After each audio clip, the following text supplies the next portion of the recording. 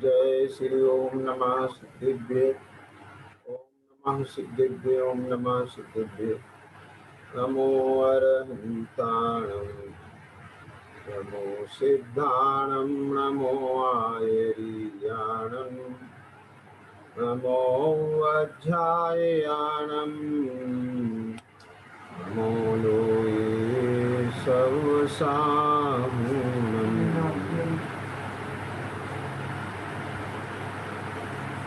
तीन भुवन में सार वीतिराग विज्ञानता शिव स्वरूप शिवकार नमः प्रियोग समारित।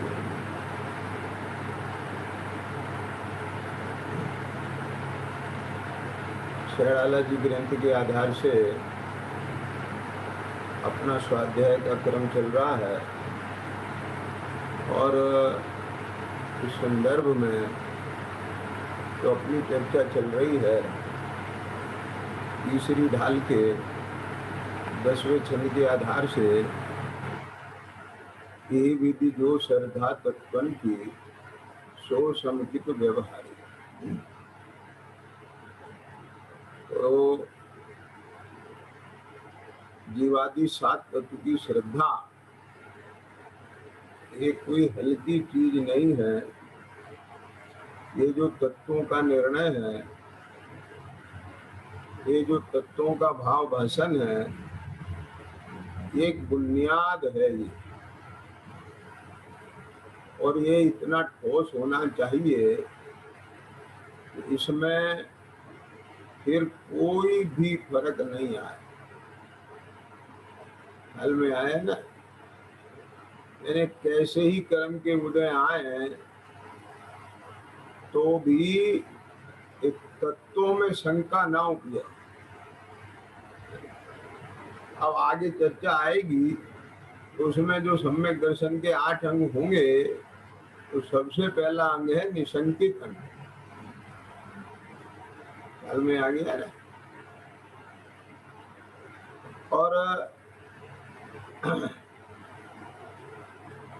ज्ञानी सप्त भय से रहित होता है। तो जब ये चर्चा की ना आचार्य देव ने, तो उसमें कहा है कि जो निशंक होता है वो निर्भय होता है। और निशंक कौन होता है कि जिसका निर्णय बहुत सम्यक दृढ़ सुदृढ़ होता है। निशंक। मैंने कुछ दिन पहले आपको एक घटना बताई थी ना कि 10-10 सर्जन एक तरफ बैठे हैं, डॉक्टर को कह रहे हैं हमारी समझ से ये सही चल रहा है इलाज, और एक डॉक्टर कह रहा है कि देखो साहब मेरा दिमाग तो ये कहता है कि he will be operated within 24 hours। ये क्या है? तो उसे अपने में आत्मविश्वास है, भरोसा है, वो अपने में कॉन्फिडेंट है। वो ऐसा नहीं है कि बाकी लोग कह रहे हैं तो शायद हो, किंतु परंतु पता नहीं। आप बात समझ में आ गया कि नहीं है? इसीलिए क्या कहते हैं, एक दफे सूरज पूरब की जगह पश्चिम से निकल जाए, क्या कहा है ना, माने ऐसा होते हुए दिखने पर भी क्या। इसलिए तो रानी रेवती की कहानी सुनाई जाती है ना निशंकित अंग में, तो उसको शंका नहीं हुई। अंधन चोर की वो अमूढ़ दृष्टि में आती है, वो एक अलग बात है, लेकिन निशंकता भी है कि उसको कोई शंका नहीं है अपने आगम में। तो ये तो मुख्यता रख दी गई है अलग अलग कहानियों की। तो इसका मतलब ये थोड़ी है कि उसके अंदर केवल एक ही अंग है, बाकी के अंग नहीं है। ये तो उसको मुख्य करके लोगों को उसका स्वरूप बताने के लिए प्रथमा नियोग में वर्णन किया है। आप समझ गए ना? तो ये भी एक निशंकता ही है ना कि उसका निर्णय इतना अटल है कि तीर्थंकर 24 होते हैं, 25 नहीं होते। लेकिन मैं आपको एक बात बताऊं, विनोद जी, ये जो उसके अंदर इस बात का निश्चय है, दृढ़ता है, इतनी दृढ़ता तो आगम की दृढ़ता से भी आ जाएगी। ख्याल में आ गया कि नहीं? मैं बताऊं कैसे? कि वो पहले 3 दिन तो गई नहीं, समझ गए? तो भाई चौथे दिन उनने क्या कहा, भाई इसलिए नहीं आई कि इसके आराध्य नहीं थे। तो उनने चौथे दिन क्या किया था कि समव शरण बना के और एक अरहंत की स्थापना कर दी थी माया से। तो कम से कम आज तो ये आएगी ना। आपको मैं एक बात कहता हूं, यदि कुदेवादी की कोई स्थिति बने तो बोलो विनोद जी आप जाएंगे? नहीं जाएंगे। दुनिया में इतनी इतनी बातें आती हैं कि ऐसे चमत्कार हो गए, ये हो गए, आप लोग जितने सुनने वाले हैं कौन सा इसमें से हिलता है? आगे समझ में क्या नहीं? और मैं ये कहूँ कमलेश जी, आज की तारीख में भी यदि कोई समव शरण भी आ जाए तो आप जाएंगे? 25वें तीर्थंकर कहाँ से आ गया? तीर्थंकर तो 24 ही होते हैं। मेरा मतलब समझ में आ गया क्या नहीं आया? मैं इसमें रानी रेवती के सम्यक दर्शन पर प्रश्न नहीं उठा रहा हूं, ये बात मैं स्पष्ट कर दूं। ख्याल में आया ना? उनकी श्रद्धा दृढ़ता सम्यक पर मैं कोई उसमें प्रश्न चिन्ह नहीं कर रहा हूं, वो मेरा मुद्दा नहीं है। मैं आपसे ये बात कहना चाहता हूं इसमें कि इतनी दृढ़ता तो आगम के अभ्यास से भी आ जाएगी। ख्याल में आ गया ना चिद्रूप क्या कह रहा है? यहाँ तो उससे ऊपर की बात है। क्या एक यहाँ तो ये बात है कि शास्त्र में पढ़कर एक बहुत अंदर में इस बात की पावर होती है कि मैं आत्मा हूं, शरीर नहीं। क्या कहा? अभी कुछ दिन पहले, कुछ दिन क्या, कुछ साल हो गए, दिन क्या बहुत साल हो गए, मैं समझता हूँ ये घटना कम से कम 15-16 साल पुरानी तो होगी। ये नांगलोई एक जगह है दिल्ली में, वहाँ की एक बच्ची थी छोटी, 10-15-16 साल के आसपास की होगी। तो पाठशाला में पढ़ती थी और उसको कैंसर हो गया। आप समझे ना? तो अब उसको कैंसर हो गया था, तब उसमें उसको बहुत इस बात के लिए कहा कि तू ये प्रसाद चढ़ा, ये चढ़ा, वो चढ़ा, तेरा बीमारी ठीक हो जाएगी। तो अब उसमें उनने कहा नहीं, मैंने पाठशाला में पढ़ा है, ये सब मिथ्यात्व है, मैं नहीं करूंगी। डॉक्टरों ने कहा एक गाजर का रस पियो, बोले नहीं ये जमीकंद होता है, मैं नहीं। मेरा मतलब समझ में आया ना? और फिर उसको बहुत बहुत तकलीफ हुई, जो भी हुआ, तो वो यही कहती थी ये सब वेदना शरीर में है, मेरे में नहीं, मैं आत्मा हूं। ख्याल में आ गया? बहुत वो इस मामले में बिल्कुल पक्की रहती थी। मैं इस बात से ये कहना चाहता हूं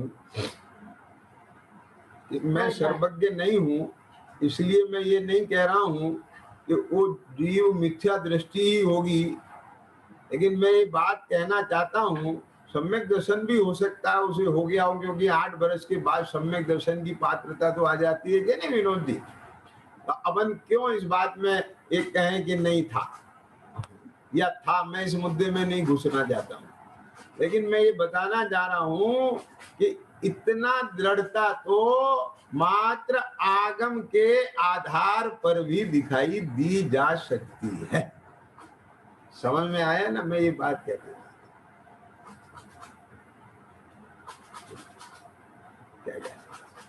तो बात क्या है यहाँ? उसमें तो इतना पक्का था कि उसको कि कितना ही तकलीफ हो रही, वो ये कहे मैं आत्मा हूं, शरीर में हो रहा है, मच्छर काट रहे हैं पूरे शरीर में। ख्याल में आया ना? तो शरीर को काट रहे हैं, मैं आत्मा हूं। बात पकड़ में आ गई। इस विचार शक्ति से भी क्या गया, उसको सहन किया जा सकता है। सहन करने वाली बात बता रहा हूं मैं आपको। ये जो अपने फ्रीडम फाइटर थे, स्वतंत्रता सेनानी, और उन पर कोड़े पड़ते थे, वो गरम गरम उनको लगाए जाते थे, है ना, तपा तपा करके जलाया जाता था उनको, ख्याल में आ गया? तो भी वो क्या कहते थे? वंदे मातरम।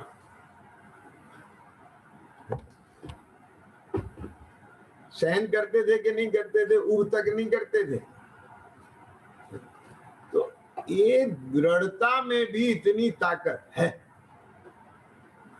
लेकिन कदाचित कोई सम्यक दृष्टि हो और उसको मच्छर काटे, ठीक है, अब वो उसको ऐसे उड़ा दे। बोले ये क्या हो रहा है? ये कैसी सम्यक दृष्टि है? ये मच्छर काटा है तो भी उसे उड़ा दिया, शरीर को ही तो काट रहा था। आगे समझ में आगे नहीं आगे। एक ऐसी घटना इस विषय में मैं आपको बताता हूं। श्रीमद राजचंद्र जी का नाम आपने सुना है ना, विनोद जी? तो पढ़ा भी है आपने, शायद पढ़ा भी होगी ये घटना, समझ गए? तो उनके साथ में उनके शिष्य रहते थे। अब वो जब उन्हें अवसर मिलता था तो जंगल में चले जाते थे अपने एकांत में साधना करने। तो अब वो उधर ईडर वगैरह के उधर थे जंगल में कहीं, तो बैठे थे और वो अपने ध्यान में बैठे थे। उधर से शेर आया और उनके पास से निकल गया। ख्याल में आ गया? अब दूर से उनके शिष्य वगैरह देख रहे होंगे कि शेर आ गया, अब क्या होगा पता नहीं। अब मैं आपको एक बताता हूँ कि शेर वगैरह भी जो है ना, इनसे अगर आपका इंटरेक्शन नहीं हो तो वो भी शांत भाव से निकल जाते हैं, कुछ ईश्वर प्रकार का निमित्त नैमित्तिक बन जाता है। ख्याल में आ गया ना? आप अगर उन्हें रिएक्ट करेंगे तो वो आपको छेड़ते हैं, आक्रमण करते हैं। वो कहीं कोई पूर्व भाव का होवे तो बात दूसरी है। तो अब वो निकल गया। इसमें भी कोई बहुत ज्यादा कोई चमत्कार वाली बात नहीं समझना चाहिए, ठीक है? तो हुआ क्या कि फिर उसके बाद हुआ ये कि शाम वाम के समय में, किसी समय सुबह शाम में वो श्रीमद जी को मच्छर काट रहे थे। तो उन्होंने जो है ऐसे मच्छरों को उड़ा दिया। तो उनको शिष्य कहने लगे कि साहब एक बात बताओ, शेर से आपको कोई घबराहट नहीं हुई और मच्छर काट दिया तो तुमने उड़ा दिया? बोले भैया, तब मैं स्वरूप के पास था और अभी मैं शरीर के पास था। क्या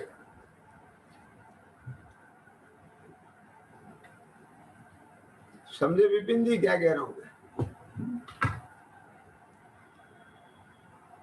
मतलब मैं आपको वो विज्ञान स्पष्ट कर देना चाहता हूं कि ये ऐसी दृढ़ता हो जाना भी ये नहीं समझना कि तत्व निर्णय हो गया। ख्याल में आ गया ना? इसमें जो मूल मुद्दा है वो मैं अब आपको 260 नंबर के प्रश्न के आधार से बताता हूं। कल अपनी चर्चा ये हो गई थी कि एकांत में बैठकर, है ना, ये इतने समर्पण के साथ ये अभ्यास होना चाहिए। कल समर्पण पे थी ना सारी चर्चा, फोकस। तो वो पूरे समर्पण के साथ में वो सब विधि को लेकर ये जीव करता है अभ्यास, है ना, कि भगवान ऐसा कहते हैं, मुझे ऐसा भाषित होता है। ख्याल में आया ना? अभी क्यों नहीं हो रहा है, तो उसमें प्रबल युक्ति कौन है, निर्बल युक्ति कौन है, सब लगाता हुआ और वो सब चीजें करता रहता है, प्रश्नोत्तर करता है, पूछता है और सब करता रहता है, और उसका सिंगल माइंड होकर इसी पर ही चलता रहता है। मेरा मतलब समझ में आ गया क्या नहीं? एक हाँ, मैं अभी याद ही कर रहा था धनपाल जी, ठीक है, बोलो। हाँ, क्या बोला आप समझे ना? उनका स्वास्थ्य कुछ ठीक है? क्यों धनपाल जी, स्वास्थ्य ठीक है उनका? हाँ,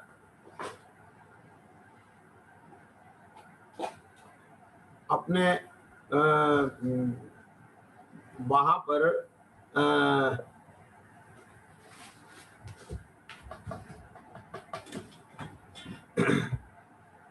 बांसवाड़ा में अपने एक साधर्मी हैं और वो वेंटिलेटर पर हैं। तो कल रात उनको 2 बजे तक हमने 1.5-2 घंटा खूब उनको सुनाया, तो मैं उसी के लिए पूछ रहा था उनका कैसा है, क्या स्थिति है।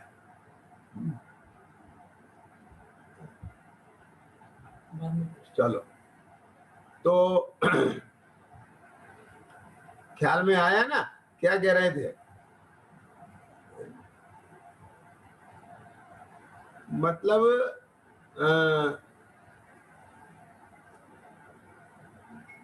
एक वैज्ञानिक था, समझ में आया ना क्या बोला? कौन था वैज्ञानिक? वो बहुत वर्षों से रिसर्च में लगा हुआ था, खोज में लगा हुआ था, आप समझे? उसे पता नहीं एक दिन अचानक क्या हुआ, वो बाथरूम में नहा रहा था, समझ में आया? कपड़ा उतार के नहा रहा था। अब वो नहाते नहाते उन्ना बाथरूम खोला और वो भागा चला गया राजा के पास कि मिल गया मिल गया मिल गया मिल गया। वो कुछ नहीं, बस मिल गया मिल गया मिल गया मिल गया मिल गया मिल गया मिल गया मिल गया मिल गया। सारे नगर के लोग कहीं क्या हो रहा है, ये नंगा हो ऐसा ये क्यों भाग रहा है, मिल गया मिल गया मिल गया। आप समझ में आ रहा है ना? मतलब उसे क्या मिल गया कि जो उसके दिमाग में गुत्थी चल रही थी, वो गुत्थी नहाते नहाते सुलझ गई। इसका अर्थ है मिल गया। तो उसको नहाते हुए वो उसका चिंतन चल रहा होगा क्या? आप समझे? मतलब इस तरह की घटना एक के साथ नहीं हुई है, कईयों के साथ हुई है। मैंने बहुत पहले पढ़ा था बचपन में कि एक वैज्ञानिक था, अब वो यूरेका यूरेका यूरेका, वो यूरेका का मतलब होता होगा मैंने हासिल कर लिया, जो भी है यूरेका, ऐसा। इन लोगों को 24 आवर्स धुन लगी रहती है। तो समझ में आ रहा है कि नहीं? तो उनका विषय है रिसर्च का, शोध का, वो चलता रहता है उनके दिमाग में। बोलो के जैन जी, ऐसा है कि नहीं है? आप तो फिजिक्स के आदमी रहे ना, क्या?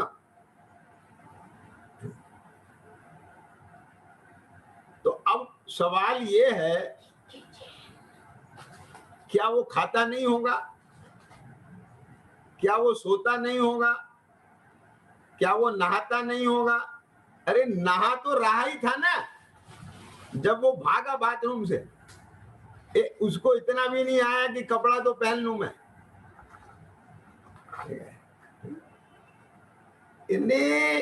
इसमें गजब बात यह है कि जिस समय आपको कोई चीज भास रही है, तो उस समय आपका पूरा समग्र चैतन्य उसके सन्मुख है, समर्पित है।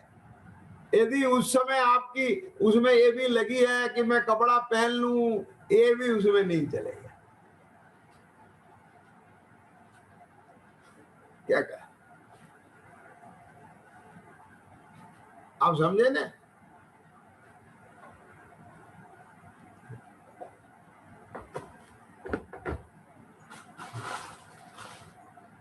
अभी 2-3 दिन पहले आदरणीय बाबू भाई का स्मृति दिवस था ना, तो मैं एक बात सोच के बैठा था कि उनका संस्मरण मैं लेऊंगा, लेकिन वो मेरे उपयोग में नहीं आया, वो बाद में आया, फिर आपको रोका मैंने। बात समझ में आया ना धनपाल जी? एक ग्वालियर में 10 लक्षण पर्व पे मेरा चल रहा था और मुझे बताया था कि आप जो है स्तुति मत पूरी करना शाद वादने वाली, और उससे पहले ये जो द्रोणागिरी में पंच कल्याणक है, वहां के जो साधर्मी आए हैं, वो साधर्मी वहां का निमंत्रण देंगे।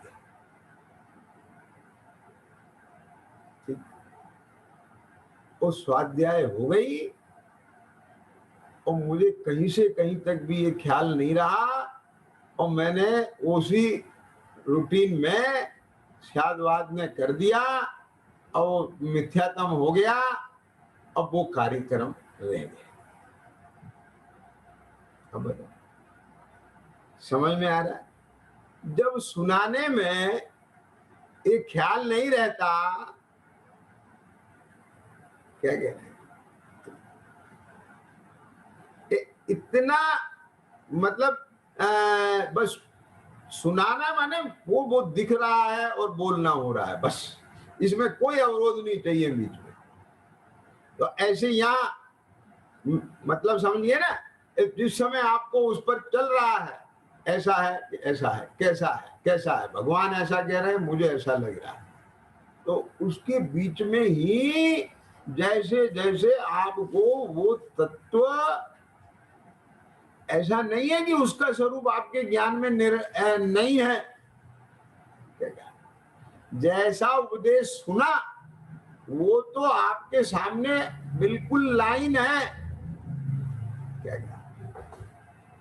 समझ में आ रहा है कि नहीं आया? जब तक वो लाइन सेट नहीं है, वो तो उसमें आ जाएगा नाम सीखना और लक्षण आदि जानना। आई बात समझ में कि नहीं आई? आपको नाम याद नहीं है, रटो बस, आप नाम रटो, खूब लग के रटो, उनके लक्षण रटो, समझो उसे, पहचानो। ख्याल में आ गया? अब एक काम इतना हो गया, जैसे सुलेख लिखते हैं ना बच्चे, चिद्रूप राइटिंग होती है ना, उसके आजकल कॉपियां आ गई बनी बनाई, ऊपर एक लाइन लिखी रहती है, उसे देख देख के आपको नीचे क्या करना है, सुलेख करना है। अब बात समझ में आ गया कि नहीं आ गया? क्या कहा? सुलेख करना होता है कि नहीं होता है, ऊपर की राइटिंग को देख के। तो अब वो क्या करता है कि लिख के देखता है अपने आप। पहले तो ऊपर की लाइन देखता है खूब अच्छे से, और फिर लिखता है। जब लिखता है तब देखता नहीं, और जब देखता है तब लिखता नहीं। तो समझ में आ गया?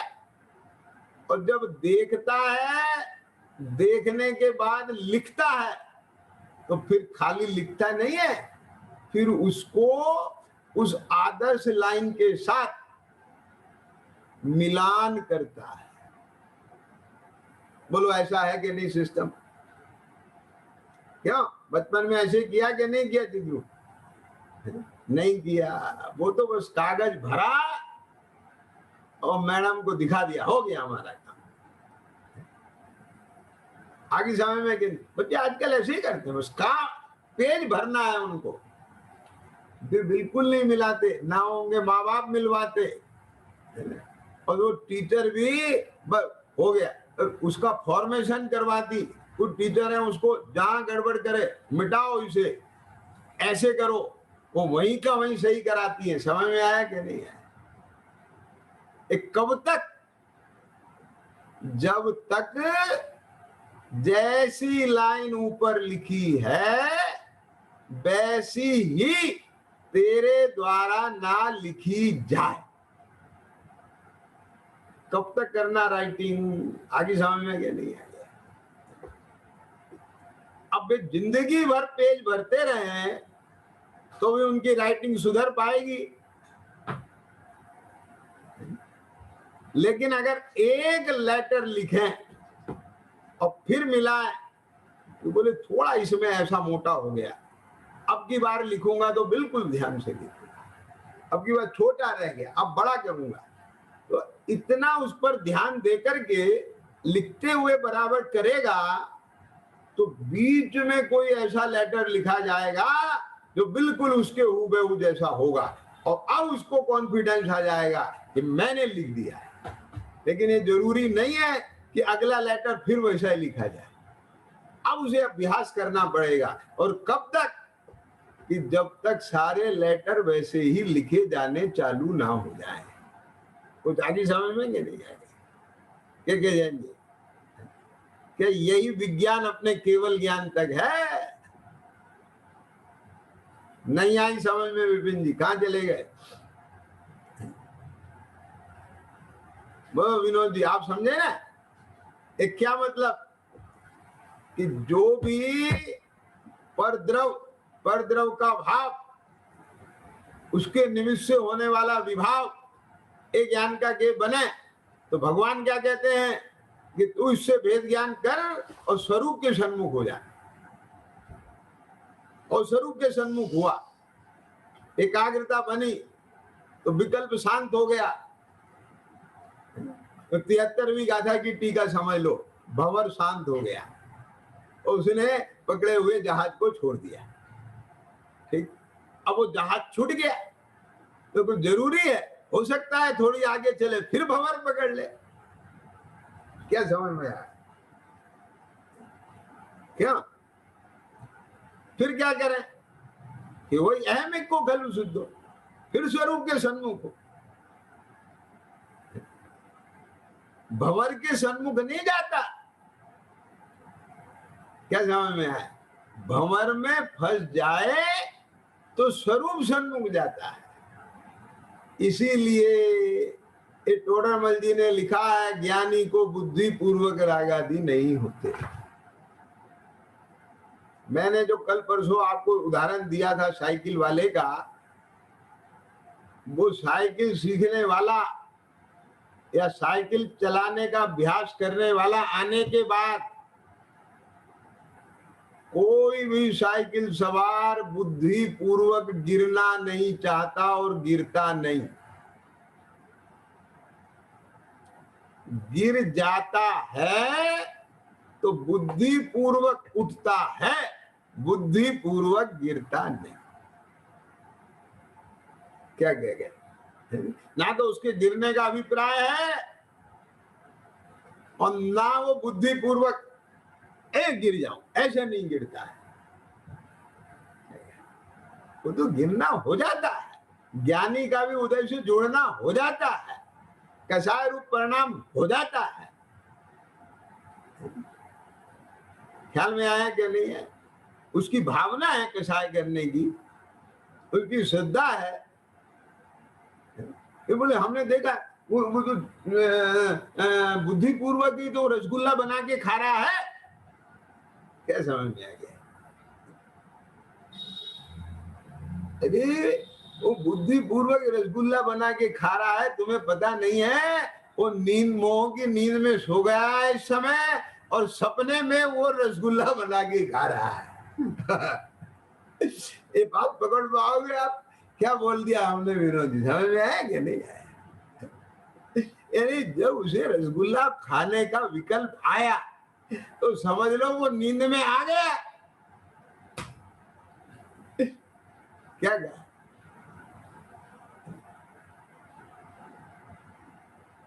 नहीं आई बात पकड़ में? अब आपको बोलो नींद में सोते सोते सपने में आता है कि नहीं आता है? कि मैं गाड़ी चला करके वहां पहुंचा, क्या तो भी सब काम बुद्धिपूर्वक करते हो कि नहीं करते हो? क्या समझ में आए? अरे इसलिए लगता है बुद्धिपूर्वक कर रहा है, वो रसगुल्ला बना के खा रहा है, ये कर रहा है। वो तो सच बात ये है कि वो उदय के साथ जुड़ा हुआ है, इसलिए उसके ऐसे परिणाम चल रहे हैं। क्या समझ में आ गया? तो बोले साहब उसको ये तो ख्याल रहता है कि मुझे रसगुल्ला खाना है तो हलवाई का नहीं खाना है, मुझे घर बना के खाना है। कि बोले उसके ऐसा उदय ही नहीं आता है रसगुल्ला हलवाई का बना हुआ खाने का। क्यों? क्योंकि उसके अविरत एक देश अविरत चला गया, तो जो चला गया वो उदय में कहां से आएगा? कुछ आई समझ में कि नहीं आएगा? क्या बोला? तो कदाचित कोई विकल्प आ भी जाए, उखड़ा है कुछ, नीचे बैठा हुआ जरा उठ जाए, तो उसके साथ में वो वायरस तो आया, लेकिन एंटीवायरस भी है वहां पर बॉडी में। क्या विपिन जी पकड़ में आया कि नहीं आया मैं क्या बोल रहा हूं? आ गया कोई हल्का फुल्का परिणाम, तो झट अंदर में जो है एंटीवायरस आता है। ये क्या कर रहे हो? ये अपना स्वरूप है क्या? क्या आ गई समझ में कि नहीं आ गई? ये भी वायरस है, ये भी विचार है, ये भी परद्रव भाव है, कर्मोपाधि है। ये भी क्या कहा? आप पकड़ पा रहे विनोद जी मैं क्या कह रहा हूं? क्या कहा? मतलब मैं ऐसे बोल रहा हूं, इसे मजाक नहीं समझ लेना, मैं मजाक में कह रहा हूं। मैं आपको ये ऐसा मेरा भाव बन रहा है, ये इसलिए बन रहा है कि देखो कितनी अजब गजब लीला वस्तु स्वरूप की है, जो इस विज्ञान को नहीं समझता वो तो पता नहीं कहां का माथा फोड़ता रहता है। उसे मालूम पता क्या लगता है विनोद जी? भाव तो आया था, आज हलवाई की दुकान के पास से निकल रहे थे और उसकी खुशबू आई तो खाने का मन तो आया, पहले खाते थे ना, याद आ गई। पर मैंने जरा बहुत जोरदारी से ये बात की, नहीं खाना है, नहीं खाना है, वो तू था क्या? अरे तू तो खाने का भाव आया, उसका भी जानने वाला, और फिर उसके साथ जो एंटीवायरस आया, तू तो उसका भी जानने वाला, वो तू है जिसका एम पदा वहां होता है। ख्याल में आया कि नहीं आया? उसको वो पाप भाव भी उठता हुआ जानने में आता है, और उसके अगेंस्ट एंटीवायरस रूप वो शुभ भाव भी उठता हुआ जानने में आता है। ख्याल में आया ना? और पाप भाव रूप कौन हुआ था कि मैं, उस शुभ भाव रूप कौन हुआ था कि मैं, और दोनों भाव रूप कौन नहीं हुआ था कि मैं। ये क्या है?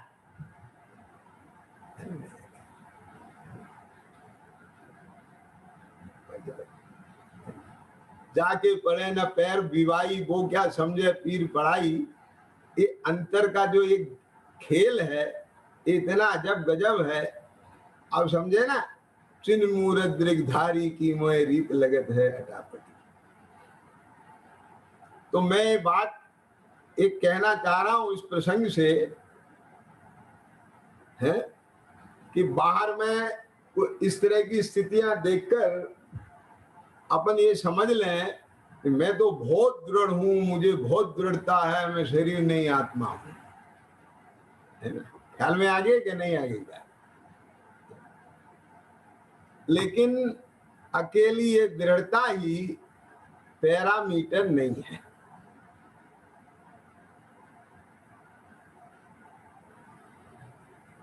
चिद्रू पकड़ में आ रहा है?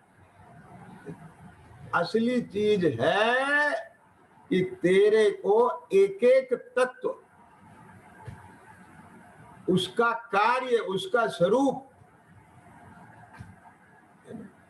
इतना भासना चाहिए कि अजीव के साथ तो सदैव तेरे को भिन्नता भासे, आश्रव के साथ तेरे को सदैव हेता भासे।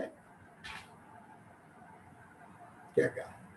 आश्रव मन के साथ, तो संबर निर्जरा के साथ प्रकट करने योग उपादेशा भाषे, मोक्ष के लिए पूर्ण प्रकट करने योग उपादेयता भाषे। अब ये क्या मतलब है कि ये सब भाष है, लेकिन इसके साथ एक और गजब बात बता दे कि जहां ये बात कह रहा है कि ये अभाव करने योग है और ये प्रकट करने योग है, जहां ये बात पूरी 100% है, वहीं ये बात भी % है कि ये जीवादि तत्वा बहिर्तत्वा। ख्याल में आया क्या? नहीं? इन्हें बहिर्तत्व कह दिया नियम साहब ने। ये क्या चक्कर है? क्या समझ में आ गई बात?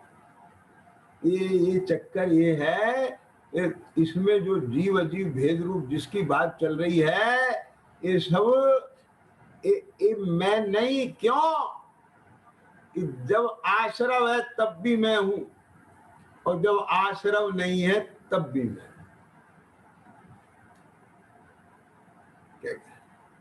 ये तो बाहर में बदलने वाले स्वांग हैं, मैं तो स्वांगी हूं सदा काल रहने वाला, जो इन रूप होते हुए भी इन रूप नहीं होता। क्या वजह है? जिसके आश्रय से ही, क्या बोला,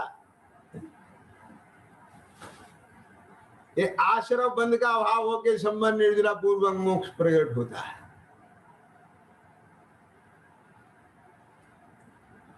तो समझ में आया ना? जिसकी जाति में, जिस सत्ता में, जिस स्वभाव में अहमपना आने के बाद, वो निज रूप भाषने के बाद, ये समस्त अजीव रूप भासता है, अर्थात पर रूप भासता है। क्या कह गए? आ रही है समझ में कि नहीं आ रही है? एक बार में एक ही काम होता है, एक म्यान में दो तलवार नहीं आती। ख्याल में आया ना? कुछ श्रोता ऐसे भी होते हैं कि अपन सुनते भी रहो और कुछ काम भी करते रहो, इसलिए वो अपनी वीडियो ही नहीं खोलते।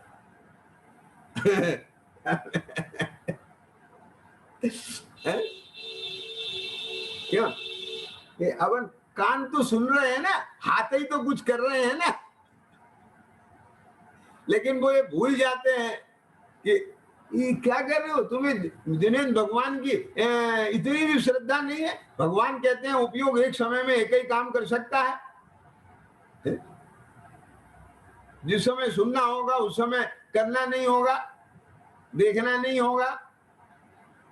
और तुम सोच रहे हैं हम काम भी करते हैं, हम सुनते भी रहे। इतना सस्ता तत्व नहीं है भाई साहब।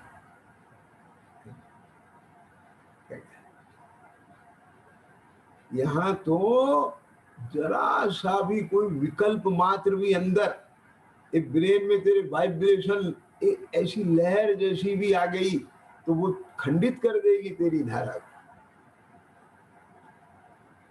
ये सब बातें मैं अपनी प्रयोगशाला से बताता हूं आपको। क्या अब उसका फायदा उठा लो भैया। के जैन जी क्या कहा आप समझे ना? इतना कंसंट्रेशन हो, इसमें इतनी सारी चीजें हैं, मैं आपको क्या बताऊं। इसीलिए इसको अपन जानते हैं कि मैं इसका करता नहीं हूं पर्याय का, नहीं तो मैं वो पर्याय ले आऊं ना अभी, तो बस आ जाऊं अपने अंदर के अंदर। और वो कभी सहज अपने आप हो जाती है। तो मैंने कहने का तात्पर्य ये है, ये कुछ नहीं है, जब बनाओ अपने आप जैसा चाहिए, आपका पासवर्ड होता है ना, वो आपने फीड हुआ और फटाक से आपकी फाइल खुल गई। और उसमें जरा भी रत्ती भर कहीं कुछ हुआ तो आप माथा मारते रहो, कुछ नहीं हो रहा। आगे समझ में ये नहीं है, ये बिल्कुल ऐसी है जैसी लय ताल स्वर चाहिए तब वो संगीत बजता है, ऐसे ही तेरी एकाग्रता सन्मुखता, और उस समय कोई कर्म का उदय और उसका उपशम बाहर से कहें और अंदर से जो है तेरा उससे जुड़ान ना हो, तेरी समग्र चेतना और स्वरूप की भी सन्मुखता हो। समझ में आया क्या नहीं आया? उधर कर्म के समाधि भी हो और इधर निमित्त की तरफ से कह रहे हैं, वो अपन होते हैं, वो करने से नहीं होते, वो बहुत सारी चीजें हैं, आप अभ्यास करेंगे तो सब ख्याल में आएगा, तब वो दर्शन होता है। ख्याल में आ गया? ये एक एक चीज इतनी बात है। मैं ये बातें इसीलिए कह रहा हूं कि खाली इन सब बातों पर देवेन आप ऐसा नहीं समझ लें कि नहीं हमको तो पक्का भरोसा है। ख्याल में आया? ये राग ही दुख का कारण है, मैं शरीर नहीं हूं, आत्मा हूं। और भाई साहब ये तुमको भासना चाहिए। तो देखो 260 नंबर पेज पर निकालिए, है ना?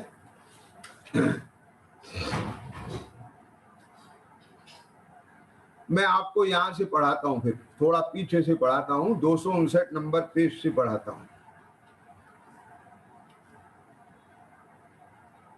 इसलिए जैन शास्त्रों में नीचे से दूसरा पैराग्राफ, बाकी के तो आप पढ़ लेना। इसलिए जैन शास्त्रों में जहां तत्वादि का निरूपण किया, वहां तो हेतु युक्ति आदि द्वारा जिस प्रकार उसे अनुमानादि से प्रतीति आए, उसी प्रकार कथन किया है। आचार्यों ने खुद इस बात का ध्यान में रखा है कि जीवों को इस जीवादि सात तत्व के संबंध में ये बात बहुत अच्छे से इनको अनुमान में आना चाहिए, भाषना चाहिए कि ऐसा है, उसी प्रकार कथन किया है ना? मैं यहाँ भी और सरल भाषा में, जैसे पंडित टोडरमल जी ने लिखा है ना, भी संस्कृत के ग्रंथ थे, प्राकृत के ग्रंथ थे, आप समझे ना, तो फिर आपने ग्रंथ मोहना प्रकाशक की रचना क्यों करी? तो बोले कुछ जीव ऐसे भी हैं, है ना, जो जिनकी पहुंच वहां तक नहीं है, तो इसलिए मैं इनको एक सामान्य भाषा में सरल करके उस बात को रख रहा हूं। मैं तो उन्हीं सूत्रों की एक माला पिरो रहा हूं, आप समझ गए ना? तो अब यहाँ मैं आपको जो ये समझाता हूँ यहाँ, और उसमें उदाहरण देके और अच्छे से और प्रैक्टिकल तरीके से बताने की प्रयास करता हूँ, तो ये इसी में आएगा कि तत्वादिक का निरूपण इस प्रकार किया जा रहा है कि जिससे ख्याल में आ गया ना, उसे अनुमान आदि से प्रतीति आए, आपको इसका भाव भाषित हो जाए। विपिन जी समझ में आया ना? ख्याल में आता है कि नहीं आता है? अब जब ये समझाते हैं सारी बातें, आगे समय में कि नहीं आगे? उसी प्रकार कथन किया है। तथा त्रिलोक गुणस्थान मार्गणा पुराण आदि के कथन आज्ञानुसार किए। क्या लिखा है कि नहीं? बिल्कुल स्पष्ट लिखा है। क्या देवेंद्र? अब इसके लिए आपको एकांत में बैठ करके इसमें बुद्धि विचार नहीं लगाना है। ख्याल में आएंगे नहीं? सुमेरु पर्वत की साहब इतनी ऊंचाई, इतना परिमाण लिखा है, ऐसा ही क्यों? ये उस नगरी में ऐसा वृक्ष है, ऐसे पर्वत है, ऐसा ही क्यों? है, अब लिखे हैं, बस उन्हें आज्ञा दी से मान ले। उसमें तुझे ज्यादा दिमाग माथा कि ऐसा संभवित है कि नहीं है, उसमें ये जाने से तेरा मकसद नहीं होगा, उसे कोई ज्यादा नहीं। आचार्यों ने भी इसे मतलब शास्त्रों में आज्ञा अनुसार उनका कथन कर दिया है। बात समझ में ना विनोद जी क्या है। लेकिन देखो जैन शास्त्रों में जहां तत्वादिक का निरूपण किया है, आगे समझ में ये प्रयोजन भूत है, ये महत्वपूर्ण है। वहां तो हेतु युक्ति आदि द्वारा जिस प्रकार एन केन प्रकृत आप बोलते हो कि नहीं, एनी हाउ, जैसे भी सामने वालों को उस तत्व का भाव भाषण होना चाहिए। अब इसकी क्या पैरामीटर है, ख्याल में आया? अब बोलो श्री बुद्धि मुनिराज को कैसे हो गया, एक महिलाएं दाल धो रही थी, अब वहां पर जो है दाल अलग है छिलका अलग है, ऐसा उनने सुना और देखा। उनने देखा वाकई में यार ये देखो छिलका बिल्कुल अलग है, उससे चिपका हुआ था अलग हो गया, दाल अलग होगी। ऐसे ये शरीर अलग है, आत्मा अलग है। ख्याल में आया कि नहीं आया? समझ में आ गया कि नहीं आया? हो गया भाव भाषण। क्या अपन ने आपको बैल का उदाहरण सुना है, ठीक है? अब यहाँ कोई बैल से मतलब है, किसान से मतलब है, लेकिन उसके माध्यम से आपको ये अनुमान बनाना कि जैसे वो किसान वो बैल को पीट रहा है कि ये मेरा खा गया, ऐसे ही हम भी तो, समझ में आया क्या नहीं? ऐसे ही हम भी तो इन्हें कब कौन सी घटना आपके ज्ञान में भाव भाषण दे जाए और तुम्हारा परिणाम परिणम जाए, इट कांट से, ये नहीं कहा जा सकता। आगे समझ में क्या? प्रद्युम्न चरित के पूर्व भाव में आप पढ़ते हैं मधु राजा का, जिसने अपने राग की तीव्रता में पर स्त्री का हरण किया और रह रहा है आराम से। मुकदमा आया, समझे? मुकदमा आया, बोल साहब वो अपराधी है और उसका अपराध क्या है, उसे क्या सजा दी जाए? बोले उसने दूसरे की स्त्री को हरण करके अपने घर में रख लिया है, उसे जबरदस्ती कर रहा है। बोले अच्छा ये तो बहुत घोर अपराध है, उसको तो फांसी की सजा मिलना चाहिए। तो बराबर में बैठी थी, तो उसने कहा महाराज ये सजा तो सुना रहे हो, नहीं विचार तो करो कि कहीं अपराध अपने से तो नहीं हुआ है। आगे समझ में मतलब क्या है इसमें भी इतनी पकड़ाऊं मैं बात आपको देवेंद्र। उस वक्त में वो मधु राजा के वो फाइल खुली हुई थी, भले वो दूसरे के लक्ष्य से खुली थी। ये क्या खुली थी कि ऐसा कार्य करना एक जघन्य अपराध है, और वो भाव तो आया हुआ ही था और अंदर में उसके जो है ईमानदारी तो थी सत्ता में, अपने लिए वो नहीं खुलती थी और उस समय खुली हुई थी। और उन्होंने कहा जैसे वैसे, जैसे इसके लिए गलत है ऐसे मेरे लिए भी तो गलत है। और अंदर में इतनी जल्दी परिणामा एकदम से बैराग आ गया। आगे समझ में नहीं आई? तो चीज यहां ये है कि जिस प्रकार से भी बस खत्म आ गया, उसे एक एक शब्द पढ़ो, आपके सामने ग्रंथ है, उसे माने किस, ये जो सामने वाला आत्मार्थी जीव है जो तत्वों का निर्णय करना जा रहा है, उसे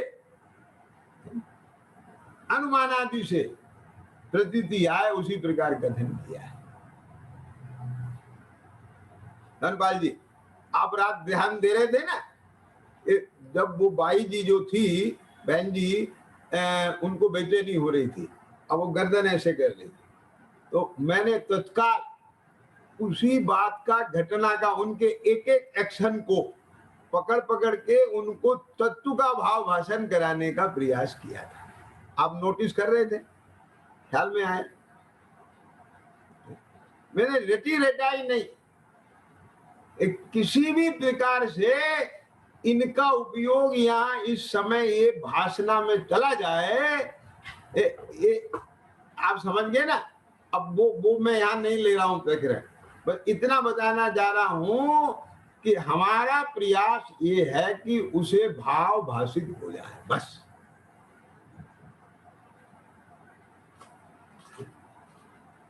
आया ना ख्याल में बात? तो अब देखो क्या कहते हैं, उसे अनुमान आदि से। अब यहाँ अनुमान आदि में क्या आ जाएगा? देखो, परोक्ष ज्ञान के भेद हैं, आगम ज्ञान, प्रत्यभि ज्ञान, तर्क ज्ञान, स्मृति ज्ञान और अनुमान। समझ गए ना? प्रत्यक्ष के 3 भेद हैं, समझ गए? और परोक्ष के 5 हैं। तो यहां अनुमान आदि से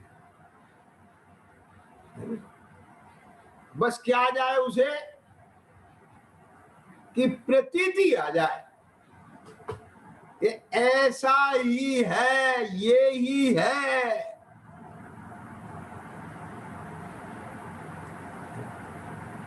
भास जाए, बस लग जाए। मैं आपको बताऊं ना, जैसे 2 भाई थे, उनमें बहुत प्रेम था।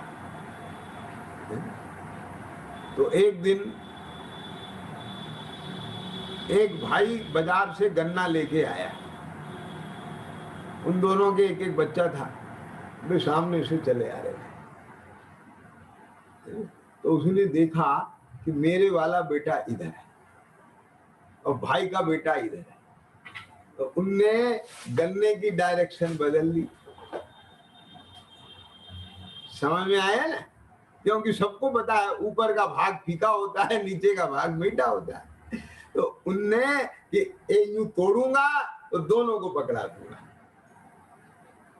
तो नीचे वाला भाग उसने अपने बच्चे की तरफ कर लिया और ऊपर वाला भाग भाई की तरफ को कर लिया। और समझ में आया ना?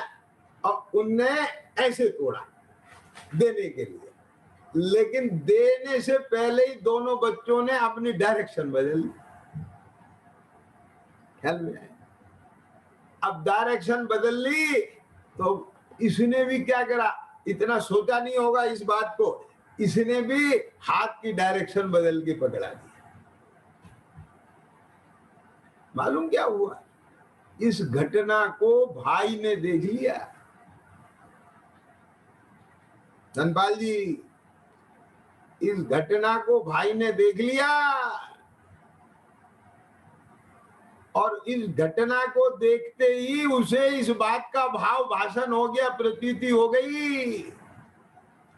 उसने ये बात कह दी कि पानी बाद में पिया जाएगा, रोटी बाद में बनेगी, खाई जाएगी, पहले आज डिवाइडेशन होगा। अब हम साथ नहीं रह सकते। क्या कहेंगे? तो समझ में आ गई बात? इसमें क्या फर्क पड़ गया? कि तुम क्या कह रहे हो? बात गन्ने की है, बहुत गहरी है। क्या ये भाषना ही तो बहुत बड़ी चीज है। बोलो, एक चीज भासते ही शत्रु में है, मित्रता बन जाती है। बोलो, मित्र शत्रु हो जाता है, भाई हो गया ना शत्रु, आ गया ना भेद, पड़ गया कि नहीं पड़ गया?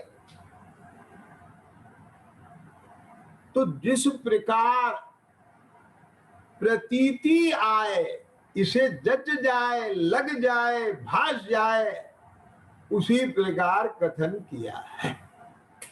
तो इसका मतलब क्या है कि आचार्यों ने जो उसी प्रकार कथन किया है, तो इसका मतलब ये है कि इसलिए किया है हमें प्रतीति आ जाए, और हमें प्रतीति नहीं आ रही है, भाषणा नहीं आ रही है, तो उनका ये सब करने का मतलब क्या हासिल हुआ? मैं इतना दम लगा के, ताकत लगा के, क्या समझ में आया है ना? क्यों ये सब समझा रहा हूं, तो ये कोई मैं 1 घंटे के लिए कोई व्यायाम तो कर नहीं रहा हूं मानसिक।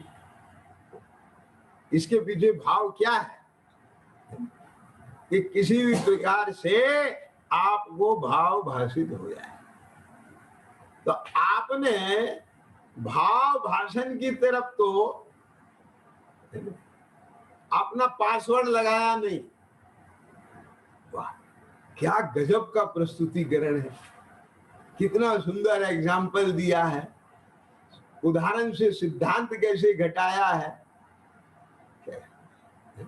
कितना कॉन्फिडेंस था, कैसे समझा रहे थे, बहुत आत्मीयता से, बड़ा प्रभावक था, बहुत अच्छा लगा, आनंद आ गया, मर गया आया कि नहीं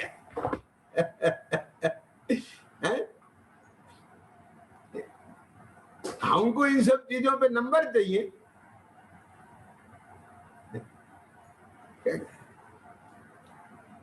बोलो, आप समझ में आ रहा है कि नहीं आ रहा है? हम तो जी चाह रहे हैं कि किसी भी प्रकार से विपरीत अभिनिवेश मिट जाए और अंदर में सम्यक प्रतिभाषण हो जाए। आपको मैं एक चीज बताऊं, मैं इस बात की भी परवाह नहीं कर रहा हूं कि किसको क्या लगेगा, क्योंकि वैद्य रोगी के अनुसार दवा नहीं देता, रोगी के टेस्ट के अनुसार भी दवा नहीं देता, वो रोग के अनुसार दवा देता है। क्या समझ में है? आप समझे ना विपिन जी? एक मैं जगह के नाम नहीं बताऊंगा, एक आध जगह ऐसी भी हैं कि जहां स्वाध्याय सुनने के बाद वहां के सब लोग लट्टू हो गए, और इतने, बस क्या बताऊं मैं आपसे। और वहां के जो प्रमुख लोग थे 2-4, उनको मैंने कोई बात थी और उसमें सुधार की बात कही, क्या गया, ये परवाह किए बिना भी कि इनको बुरा नहीं लग जाए, और उनको बुरा लग गया, और बुरा लग गया तो मां से भाई काट हो गया, मैंने फिर बुलाया ही नहीं। क्या समझ में आ गया? मुझे कोई परवाह नहीं है, मैं आपको बताना चाह रहा हूं, रोगी के अनुसार दवा नहीं दी जाएगी, रोग के अनुसार दवा दी जाएगी।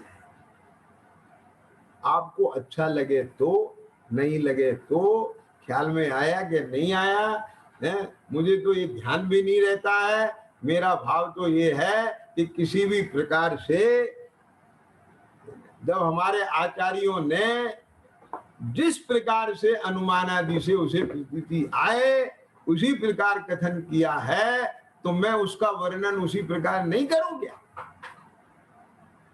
आपको अच्छा लगे उस प्रकार करूं, आप मेरी वाह वाह करें उस प्रकार करूं, नहीं, हमें उससे मतलब नहीं।